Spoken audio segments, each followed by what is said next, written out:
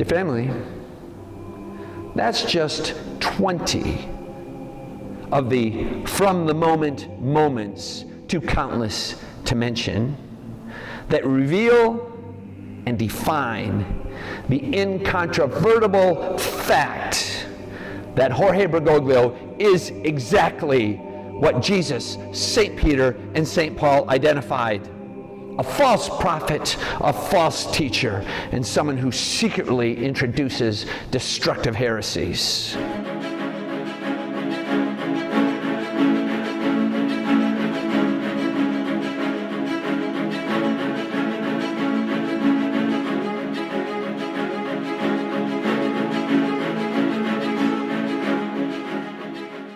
Welcome back to another episode of Questions for the Rector with His Excellency Bishop Donald Sanborn, Rector of Most Holy Trinity Seminary here in Reading, Pennsylvania.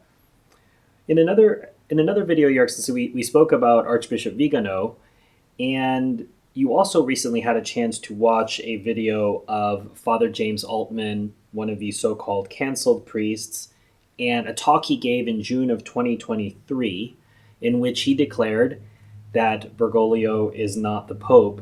And we've talked about this strange new world of Novus Ordo Sedevacantism. What were your first impressions from watching the video? Well, I could tell that he was a very articulate person, a very intelligent person. He knew his facts. His facts were all correct. His arguments were correct to a certain extent, and I'll talk about that later. And that he is recognizing the central problem in the church to a certain extent, and I'll talk about that later. So I would say it was overall very encouraging. And I think that he has prominence, and he might encourage other Novus Ordo priests to take the same position. It's definitely a good sign. Bergoglio has caused this uptick in the reaction to Vatican II, and he has caused an uptick in the return of tradition and return to tradition. So I jokingly say we hope that he lives forever, because no one else. The worst thing that happened to us was a Ratzinger who had the beautiful mitres and the red shoes and had much of the paraphernalia of pre-Vatican II popes, and people got a false sense of security with him. Also, he permitted the traditional Latin Mass. And so Bergoglio is just the opposite, and I think Bergoglio is consistent with Vatican II, and I think that his radicalism is completely in the spirit and the letter of Vatican II, and that people are reacting to that, and I hope that they see the problem in Vatican II itself. I think it's just an indication to Your Excellency of how much the Overton window has moved. It's been many years since I attended the Novus Ordo as an attendee, someone who thought he was attending a Mass of the Catholic Church. And the idea that a sedevacantist idea would be put forward to his Novus Ordo audience. Obviously, the people who are watching him are conservative Novus Ordos, maybe at best Latin Massers. And here they are hearing this man quote St. Robert Bellarmine and all these reasons why Bergoglio can't be the Pope. For me, it's trying to watch that with the mindset of, okay, I'm watching this as a Novus Ordo person. I would be shocked to hear it, but at the same time, they know how out of bounds, you could say, Bergoglio has been. So in a certain sense, they might say, well, maybe this is all true, what Father Altman is saying. Yes, he has definitely broken some ice, you might say, with regard to Novus Ordo conservatives. The fact that he is saying it and not ourselves, we are dismissed as being radicals and strange people by most Novus Ordo conservatives. The fact that he is saying it carries a lot of weight, and it will at least give them something to think about, that he has drawn this conclusion after being himself a member, you might say, of the Novus Ordo conservative community, and a prominent one, and one that was a person very appreciated by them. I think that can only do some good as far as I'm concerned. In the recent Vigano conversation we had, you alluded to different stops along the journey, and Vigano is talking to us about defect of intention. Father Altman's thesis, and he called it the Bergoglio's new clothes in relation to the emperor's new clothes. He really pushed the Bergoglio as a public heretic argument. Now, what is good about that? What is true about that, and what is problematic about that as an argument? What is true about it is that Bergoglio definitely is a public heretic, and public heresy separates you, in fact, and that's a very important word, from the Catholic Church. It dissolves the connection that you have with Christ as head of the mystical body, which you received at baptism. It is dissolved. And that's true, what he said. And he pointed out 20 different ways in which he's a public heretic. He was excellent in that. I mean, Sounds like he was listening to Francis. I think he did a better job than we did, frankly. The very articulate person, and so that is true. What is not true, and what I think where he made a mistake, was that he crossed into the legal order and talked about automatic excommunications and all of those things, and it doesn't work that way. I mean, it would take me a whole other video to explain all that, but it doesn't work that way where you can point a finger at someone and say, you're a heretic, and you're automatically excommunicated, because the church is not a mob. Savonarola was burned for that, as a matter of fact. He said that Alexander VI was a heretic. He was not a heretic, but he claimed that he was a heretic, and he was judged and burned in the square of Florence for having said that. The church is not a mob. You don't have lynch mobs. See, I could say to him, you're a heretic, you're automatically excommunicated. It just doesn't work that way. What if someone would argue, if I have an abortion, I'm automatically excommunicated? So couldn't that be the same for Bergoglio, his being a public heretic, and he's automatically excommunicated? It would not. The automatic excommunication doesn't have a legal effect unless there is a declaration. It simply means that there are certain, and it doesn't even take effect unless, according to canon law, unless you admit the crime or your superior holds you to it. In other words, where your superior, your ecclesiastical superior, accuses you of it. So, for example, if a priest, through ignorance and inattention, gets up in the pulpit and says a heresy, and the pastor's sitting in the back of the church and he thinks, well, that's a heresy. He said a heresy from the pulpit.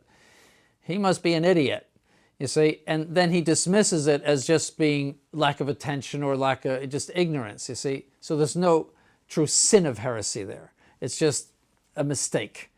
So the pastor does not call him out for it. In other words, he doesn't say, you are guilty of heresy, you are automatically excommunicated. He just forgets about it. Yeah, Father Patrizzi had said that recently, that one of the biggest concerns you have in your first couple of years of priesthood is to make sure you don't say heresy from the pulpit accidentally. There's an old joke in the seminaries that when you're a deacon, you're allowed only 3 heresies per sermon.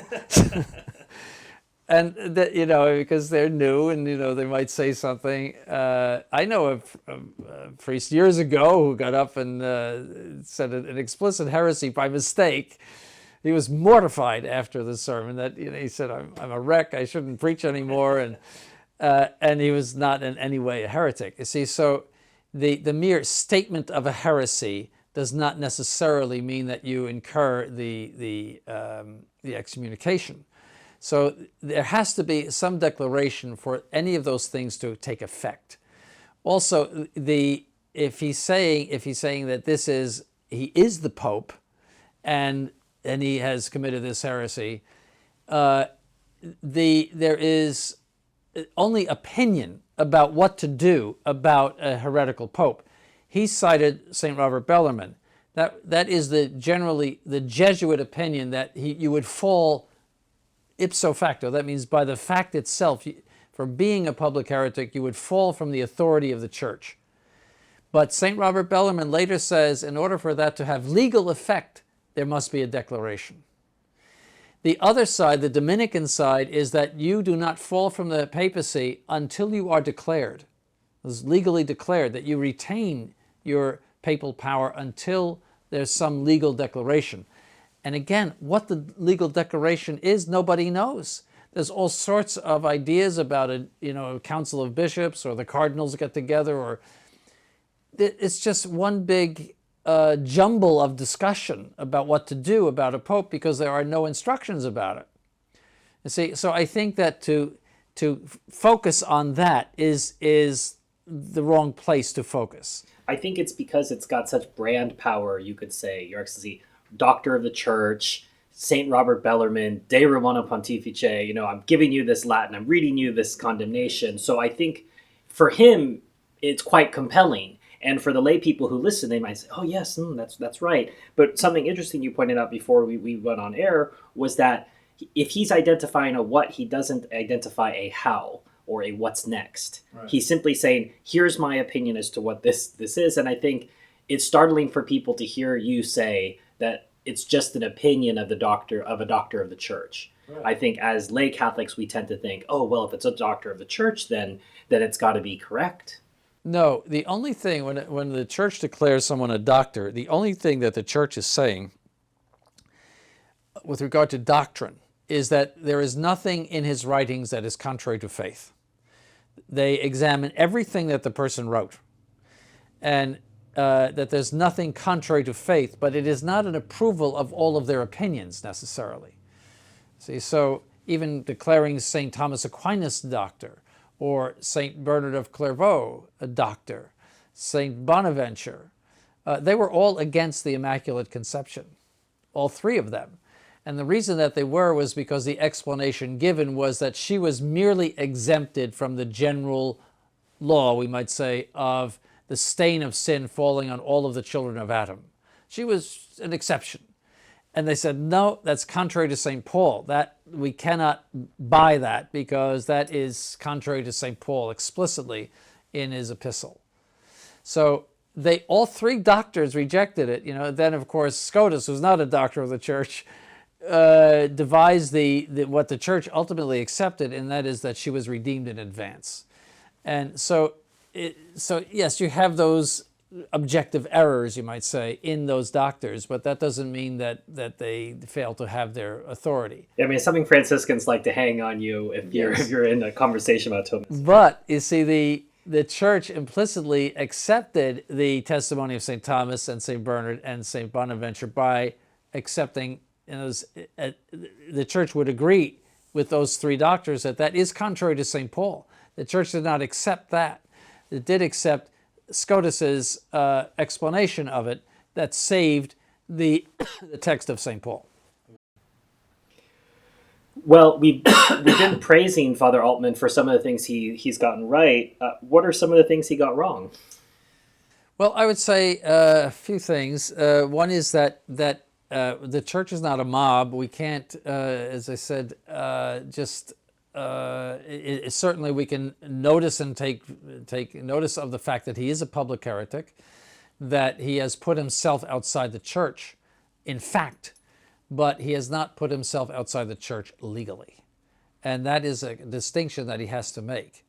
As I said, otherwise, I could point the finger at anybody and say, you're a heretic and you're outside the church, and you see, and the church doesn't work that way. It's a society that has legality in it, you see. So that he missed. He also missed, I would say, he seems to have missed the fact that the predecessors of this man, since Vatican II, that is... He referred to as canonized saints. Yes. They are as guilty as Bergoglio. The problem is Vatican II and ecumenism. The reason why Bergoglio is doing what he's doing is because ecumenism has corrupted his mind into thinking that there are no objective norms of dogma or morals. And they are busy in Rome right now dissolving the moral teaching of the Catholic Church, because ecumenism destroys the idea of objective, revealed, and declared morality, which the Church has always believed in and taught. And see, it goes back to Vatican II. The Church cannot live with Vatican II and those others, Benedict and John Paul II and all the rest of them, right back through John the 23rd, all had this plot to carry out this transformation of the Catholic Church according to the principles of modernism. And they went little by little, spoon-fed all of the faithful, and here we are with Bergoglio, who is simply carrying out, as he said he would, all of the teachings of Vatican II. When he was elected, he said Vatican II has not yet been fully implemented. And he was right, because the others knew that if they went too fast, there would be a reaction. And we're seeing that reaction now because Bergoglio is going too fast. Well, going back to the idea of trains and the stops and an instinctive reaction versus studying, it feels like Father Altman's somewhere in the middle. So he has made an instinctive reaction. He's been canceled as a result by saying you can't be Catholic and be a Democrat. That's what got him canceled in the first place. Now he's studying, he's looking at De Romano Pontifice, he's trying to get this. So he probably needs a bit more study. And so I think if you were able to speak to him, Your Excellency, I think you would give him encouragement rather than necessarily telling him he's got it all wrong.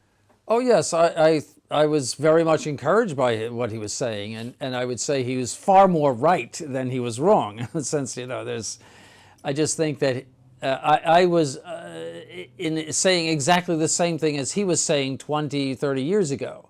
It takes some time to digest all of these things. It's such a mountain to climb to say that the church has somebody at its head who is not a true pope and who is feeding the flock with evil things. That is a mind-boggling assertion and realization. It takes time to digest that and to look more into the various theological and legal aspects of it and what to do about it. So I would suggest to him, if he's listening to me, that he read our website and that we have researched all of these things and we have proven what the exact problem in the church is and what to do about it. And the proper attitudes that we should have toward all of the modernists in the hierarchy. Well, that'll be linked in the video description. I think the last thing I would note, Your Excellency, is by the end, you noted that Vigano had pointed towards Vatican II as this is where it started, and this wasn't mentioned at all by Father Altman. He's quoting all of these irregularities, but he's not seeing, well, where did that come from that communion can be given to non-Catholics? Yes. And I would ask him to look back and find out, that didn't come from nowhere. That wasn't just some abuse that manifested itself. It comes from Vatican. It's just one of the many things that comes from Vatican II. Yes. Well, as always, Your Excellency, thank you for your time. Thank you.